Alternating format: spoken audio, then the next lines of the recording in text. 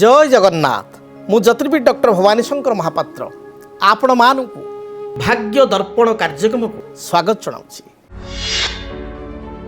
आज आम आलोचना करवा आज आलोचनार विषय जे अनेक समय देखा दिए झील बा पुओंकर विवाह परिणत बयस हो जाई थाए, मात्र विवाह परिणत बयस हो जावा परे मध्य तांकर विवाह होई पारे नाही। केउ कारणरू एपरि स्थिति होई थाए, विवाह बयस गढ़ी जावा परे मध्य काहींकि विलंबित विवाह होई थाए बा विलंबित विवाह हेबा पछर कारण कौन रही ये प्रथम प्रश्न। द्वितीय कथा जे विवाह आमर कौ दिगरे हेबो, घर पाखापाखि परिवेश किपरि हेतिबो ताहा कोन गोटे कन्यार जातक को देखिले बा गोटे पुअर जातक को देखिले जना पड़ी पारिबो कि जन्म जातक रु जानी हबो कि जे विवाहर दिग केउ दिगरे हेबो घर ठारू एवं विवाह किपरि परिस्थिति रे हेबो बा गोटे पात्रीर घर निकटरे बा गोटे बर पात्रीर घर निकटरे किभଳି परिवेश थिबो ए कथा जातक रु जना पड़ी पारिबो कि निश्चय।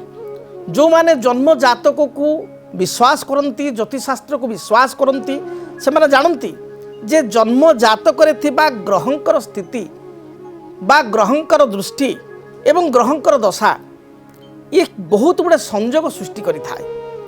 से संजोग अनुजाई व्यक्ति विशेषर कर्म जीवन कर्मक्षेत्र, विद्यार्थी विद्यार्थी जीवन बा विद्या क्षेत्र, वैवाहिक जीवन बा दाम्पत्य जीवन बा गोटे व्यक्ति विशेषता जीवन में जहाँ किसी पाई थाए बा जहाँ किसी हराई थाए से संजोग ही से हराई थाए बा पाई थाए। विवाह संपर्कित जितेबाला आम गोटे विषय आलोचना करवा, लग्नर सप्तम भाव होची विवाहर भाव, सप्तम स्थानटी होची विवाहर स्थान।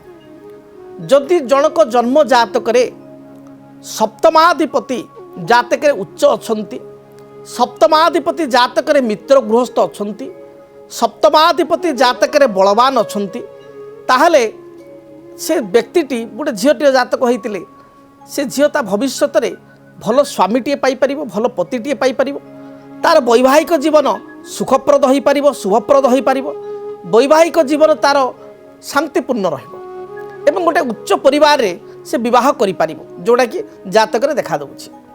से भली भाव रे जदि जनक जातक रे सप्तमेश एवं बृहस्पति जातक रे एकत्र अछंती, गोटे जातक रे सप्तमेश एवं बृहस्पति परस्पर दृष्टि अछंती, जातक रे सप्तमाधिपति भाग्य स्थान रे बा द्वादश स्थान रे अछि स्व स्थान ठारू, ताले ए परिस्थिति रे विवाह परे मध्य उन्नति जोग देखा दै थाए।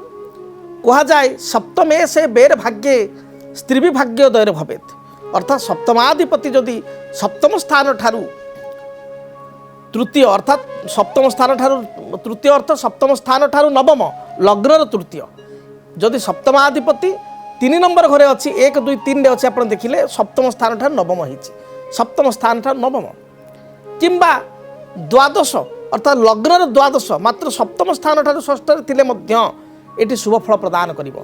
सप्तमे से बेर भाग्ये स्त्री भी भाग्योदय भवेत, विवाह परे स्त्रीटी आसवा परे व्यक्ति विशेषकर उन्नति होता है, पारिवारिक जीवन सुखप्रद होता है, विवाह पर आर्थिक उन्नति वाणिज्यगत उन्नति व्यवसाय रे उन्नति बा जड़े कर्म कर कर्म रे पदोन्नति होता है। आप देखिए अनेक समय गोटे गोटे झीलर पाद एत शुभ विवाह पर आसवे घर को 6 मास भितर घरे धन धान्य आर्थिक स्थिति बहुत भल रहिबो एवं आर्थिक उन्नति हम, स्वामी चाकरी हो स्वामी चाकरी कर पदोन्नति हो देखा दे थाए। आउ बेले बेले आम देखू गोटे गोटे जातक क्षेत्र में झीलटी विवाह होकर आसब, विवाह पर परिवार समस्या देखादेव, कलह देखादेव, माँ पुओ भितर पड़ोनी, शाशु भाऊ मध्य अंतर्द्वंद देखादेव बा कलह देखादेव, परिवार व्यक्ति विशेष मध्य सुसंपर्क रही कथा कहीं घटे। एभली कथा घटार कारण से जातक ग्रहंकर स्थिति जदि सप्तमाधिपति जातक नीच होता है, नीच हो राहु सहित युक्त होता है, अर्थात सप्तमाधिपति राहु एकत्र थांती, सप्तमाधिपति एकाधिक पापग्रह सहित युक्त होता है बा जातक मंगल दोष रही थाए। मंगल दोष हूँ वैवाहिक जीवन में विलंब होबार, विवाह विलंब होबार तथा वैवाहिक जीवन में अशांति बा कलहर मतभेद रही हूँ प्रमुख कारण। शास्त्रे कहा जाए लग्ने बेच पाताले जामित्र संस्थिते कुजे भर्तृकन्या विनाशाय कन्या भर्तृ विनिश्यति। विनाशर अर्थ हूँ जे स्वामी चलीज स्त्री विधवा हो स्त्री चलीज से कथा नुह। विनाशर अर्थ हूँ अशांति कलह विच्छेद मनस्ताप एभली क्षेत्र बा एभली समस्या देखा दी थाए जदि जातक सप्तमाधिपति अशुभ स्थिति रे थाए एवं जातक जदि मंगल दोष थाए। मंगल दोष कहले लग्न रे मंगल, द्वितीय रे मंगल, चतुर्थ घरे राशि रे मंगल, सप्तम राशि रे मंगल, अष्टम राशि रे मंगल किंबा द्वादश क्षेत्र मंगल या आम कह मंगल दोष।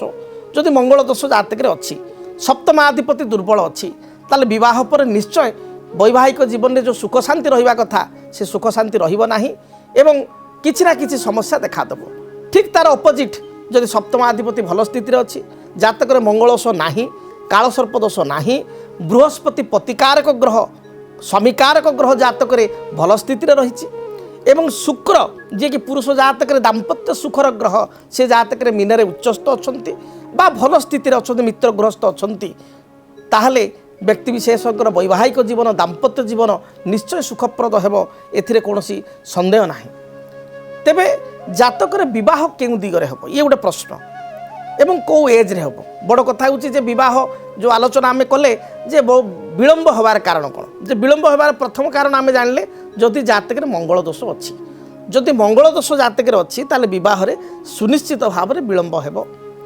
ये विलंबित विवाह जोग मंगल दोष कारण होई थाए।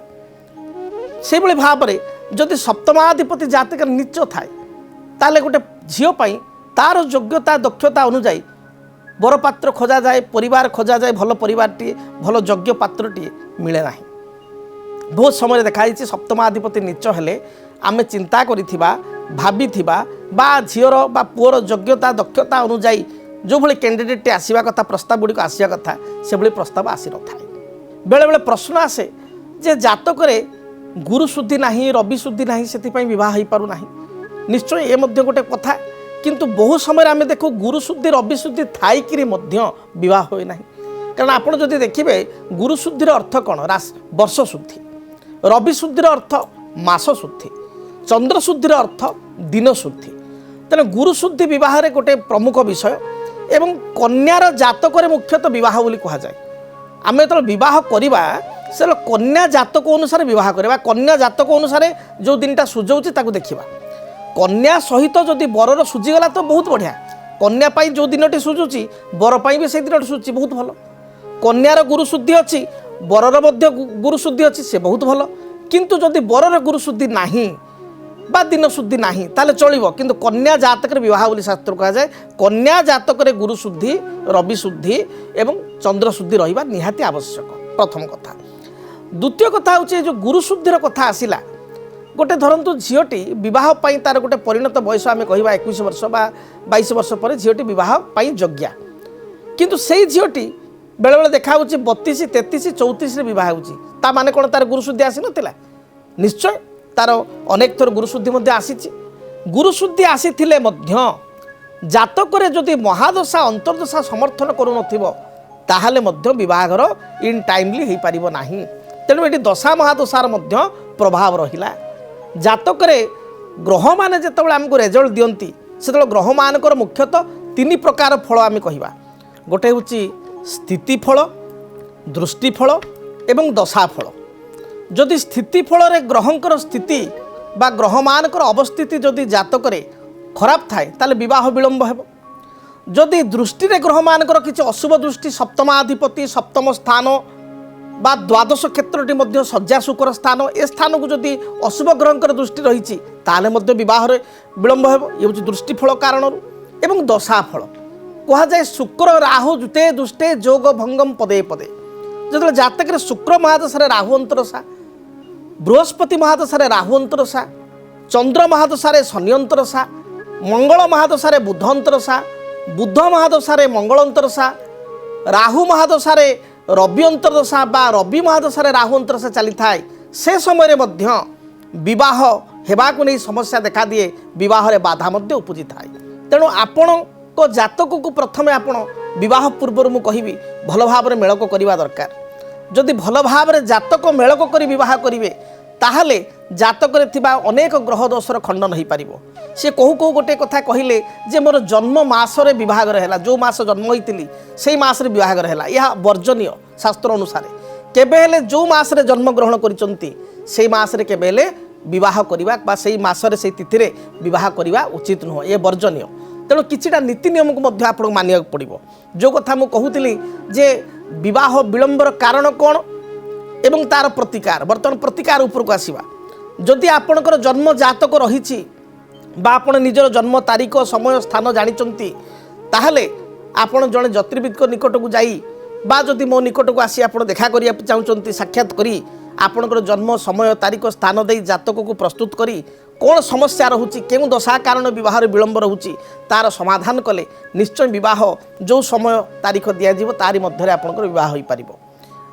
କିମ୍ବା ଯଦି ଆପଣ ଜାତକ ଜାଣିନାହାନ୍ତି ଆପଣଙ୍କର ଯେ ମୋର ଜାତକ ଜଣା ନାହିଁ, ଜନ୍ମ ସମୟ ନାହିଁ ବା ମୋର ଜାତକ ହିଁ ନାହିଁ, ତାହେଲେ କ'ଣ ପ୍ରତିକାର କରିବି? ଲାଲ କିତାବ ହିସାବରେ ଏକ ଅମୋଘ ପ୍ରତିକାର କହୁଛି, ଯେଉଁ ପ୍ରତିକାର କେବେ ହେଲେ ଖଣ୍ଡିତ ହୁଏ ନାହିଁ। ସେ ପ୍ରତିକାର କରିବା ଦ୍ୱାରା ନିଶ୍ଚୟ ବିବାହ ହୁଏ। କ'ଣ ପ୍ରତିକାର କରିବେ? ଯଦି ବୟସଯୋଗ୍ୟ ବିବାହ ବୟସ ଗଡ଼ି ଯାଉଛି, ବହୁତ ଦିନର ପ୍ରସ୍ତାବ ଆସୁଛି କିନ୍ତୁ ବିବାହ ଫାଇନାଲ ହେଉନି, ଆପଣ କ'ଣ କରିବେ? ପ୍ରତ୍ୟେକ ପୂର୍ଣ୍ଣିମା ଦିନ ଏ କାର୍ଯ୍ୟ କରିବେ। ପୂର୍ଣ୍ଣିମା ଦିନ ସକାଳେ ସ୍ନାନକର୍ମ ସମାପନ କରି ଗାଧୋଇ ସାରି ଦେବାଧିଦେବ ମହାଦେବଙ୍କୁ ଦର୍ଶନ କରିବେ। ମହାଦେବଙ୍କ ନିକଟରେ ଆପଣ କିଛି ଦୁଦୁରା ଫୁଲ, ଅରଖ ଫୁଲ, ଗୋତ୍ର ନାମରେ ବ୍ରାହ୍ମଣ ଦ୍ୱାରା ଲାଗି କରିବେ। ଶିବଲିଙ୍ଗରେ ଆପଣଙ୍କର ଅଳ୍ପ ଟିକେ କ୍ଷୀର, କଦଳୀ ଏବଂ ନବାତକୁ ଭଲ ଭାବରେ ଘର୍ଷଣ କରିବେ। ସେ ଘର୍ଷଣକୁ ପାଦୁକ ରୂପରେ ଆପଣ ପାଇବେ। ଶିବ ମନ୍ଦିରରେ ଆପଣଙ୍କର ଦକ୍ଷିଣ ପାର୍ଶ୍ୱ ରହିଛନ୍ତି ଭଗବାନ ଗଣେଶ, ଗଣେଶଙ୍କୁ ଦର୍ଶନ କରିବେ। କୁମାର ବା କାର୍ତ୍ତିକ ତାଙ୍କୁ ଦର୍ଶନ କରିବେ। କୁମାରଙ୍କ ନିକଟରେ ବା କାର୍ତ୍ତିକ ଭଗବାନ ପଛପଟେ ଥାନ୍ତି ଶିବ ମନ୍ଦିର ବେଢ଼ାରେ, ତାଙ୍କ ପାଖରେ 7ଟି ବେଲପତ୍ର 7ଟି ମନ୍ଦାର ଫୁଲ ଅର୍ପଣ କରି ନିଜ ମନ ଦୁଃଖ ଜଣାଇବେ। ତାପରେ ଆପଣ ପୁଣି ଶିବ ମନ୍ଦିରକୁ ଅଧା ପରିକ୍ରମା କରନ୍ତି, ଅର୍ଦ୍ଧ ପରିକ୍ରମା, ପୂର୍ଣ୍ଣ ପରିକ୍ରମା କରନ୍ତି ନାହିଁ। କାର୍ତ୍ତିକଙ୍କ ଠାରୁ ପୁଣି ଫେରି ଆସିବେ ମାଆଙ୍କ ପାଖକୁ।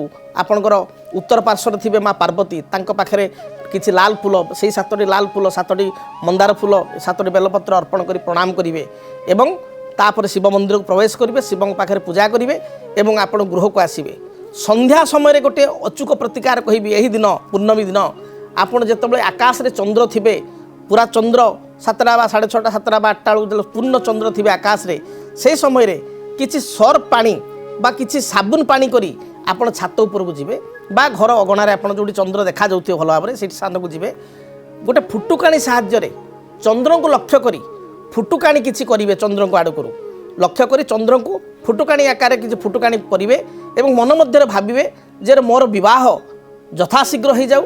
ହେ ଚନ୍ଦ୍ରଦେବ, ଆପଣଙ୍କ ଭଳି ଗୋଟେ ଉତ୍ତମ ପତି ବା ସୁନ୍ଦର ପତି ମୋତେ ପ୍ରାପ୍ତି ହୁଅନ୍ତୁ, ଏକଥା ଆପଣ ଚିନ୍ତା କରିକି ଚନ୍ଦ୍ରଙ୍କୁ ଉପାସନା କରିବେ ବା ମନ ଭିତରେ ପ୍ରାର୍ଥନା କରିବେ।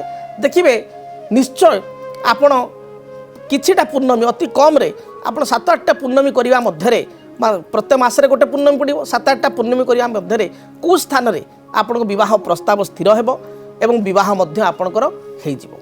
ଏବଂ ଆଉ ଏକ ପ୍ରତିକାର ହେଉଛି ଆପଣ ଗୌରୀ ଶଙ୍କରଙ୍କର ବ୍ରତ, ଶିବ ଅର୍ଥାତ୍ ଶିବ ପାର୍ବତୀଙ୍କର ବ୍ରତ ଆପଣ ପ୍ରତ୍ୟେକ ସୋମବାର ଦିନ କରନ୍ତୁ। ଦେଖିବେ ଯାହା ବି ବାଧାବିଘ୍ନ ରହୁଛି, ବିବାହରେ ବିଳମ୍ବ ରହୁଛି, ତାହା ଦୂରୀଭୂତ ହେବ। ସେହିଭଳି ବ୍ରହ୍ମଜ୍ୟେଷ୍ଠି ବୃକ୍ଷ, ଯାହାକୁ ଆମେ କହୁ ଗାଁ ଗହଳିରେ ବ୍ରାହ୍ମଣ ଝାଟିଆ, ସେ ବୃକ୍ଷକୁ କୁଣ୍ଡରେ ଲଗାଇ ଚନ୍ଦନ, ସିନ୍ଦୁର, ଦୀପ, ଧୂପ ଏବଂ ହଳଦୀ ରଙ୍ଗର ଫୁଲ ଦେଇ ଆପଣ ବ୍ରହ୍ମଜ୍ୟେଷ୍ଠି ବୃକ୍ଷକୁ ପୂଜା କରନ୍ତୁ। ଦେଖିବେ ନିଶ୍ଚୟ ଯଦି ବିବାହରେ ବିଳମ୍ବ ହେଉଛି ତାହା ମଧ୍ୟ ଦୂରୀଭୂତ ହେବ। ତେବେ ବିବାହରେ ବିଳମ୍ବିତ ହେଉଥିଲେ ବା ବିବାହ ଯୋଗ କାହିଁକି ବିଳମ୍ବ ହେଉଛି ତାହାର ସମାଧାନ ପାଇଁ ଆପଣ ଜ୍ୟୋତିଷ ପରାମର୍ଶ କରନ୍ତୁ, ଜାତକକୁ ଗଣନା କରନ୍ତୁ, ଜାତକ ତର୍ଜମା କରନ୍ତୁ। ନିଶ୍ଚୟ ଜାତକରେ କିଛି ବାଧାବିଘ୍ନ ଥିବ, ସେ ବାଧାବିଘ୍ନର ପ୍ରତିକାର କଲେ, ଉପଚାର କଲେ ଆପଣଙ୍କ ବିଳମ୍ବିତ ବିବାହର ଦୋଷ ଖଣ୍ଡନ ହୋଇପାରିବ ଏବଂ ଆପଣ ବିବାହ କରିପାରିବେ। ତେବେ ଦର୍ଶକ ବନ୍ଧୁ, ସମୟ ଇସାରା ଦେଲାଣି, କାର୍ଯ୍ୟକ୍ରମକୁ ରଖିବା ପାଇଁ ପଡ଼ିବ। ଆପଣଙ୍କ ପାଇଁ ଦିନଟି ଶୁଭପ୍ରଦ ହେଉ। ମହାପ୍ରଭୁ ଆପଣଙ୍କୁ ଘଣ୍ଟ ଘୋଡ଼େଇ ରଖନ୍ତୁ। ଆପଣଙ୍କ ଜୀବନରେ ଥିବା ସମସ୍ତ ବାଧା ବିଘ୍ନ, କଷ୍ଟ, ଦାରିଦ୍ରତା ଦୂରୀଭୂତ ହେଉ। ରହୁଛି। ଜୟ ଜଗନ୍ନାଥ। ଯଦି ଆପଣଙ୍କ ଜୀବନରେ ବ୍ୟକ୍ତିଗତ ପାରିବାରିକ ସମସ୍ୟା, କର୍ମକ୍ଷେତ୍ର ନିଯୁକ୍ତି, ବୈବାହିକ ସମସ୍ୟା, ବାସ୍ତୁଦୋଷ ଏବଂ ମାଲି ମକଦ୍ଦମା ଆଦି ସମସ୍ୟା ଥାଏ, ତାହେଲେ ସମସ୍ୟାର ସମାଧାନ ଓ ପରାମର୍ଶ ପାଇଁ ଆମକୁ ଯୋଗାଯୋଗ କରନ୍ତୁ। ଜ୍ୟୋତିର୍ବିଦ doctor Bhabani Shankar Mahapatra, Budheswari colony, plot number 26 Bhubaneswar. Phone number 9776833302 9439444924। आमर वेबसाइट www.srijagannathastro.com। केमिति कटिब 2026 मसीह आपणक भाग्य केउ राशि रे रहिबो समस्या आउ किए हेबे लाभवान केमिति रहिबो मेष ठारू मीन राशि पर्यंत भाग्यफल जानिबा पई देखंतु आम कार्यक्रम 2026 भाग्यफल 2026 मसीह आपणक राशि रो संपूर्ण भाग्यफल जानिबा पई चैनल को सब्सक्राइब करंतु बेल बटन को ऑन करंतु देखंतु डीटीवी ओडिया। डीटीवी ओडिया देखिवा पई सब्सक्राइब करंतु एवं बेल आइकन को मध्य दबाई दियंतु।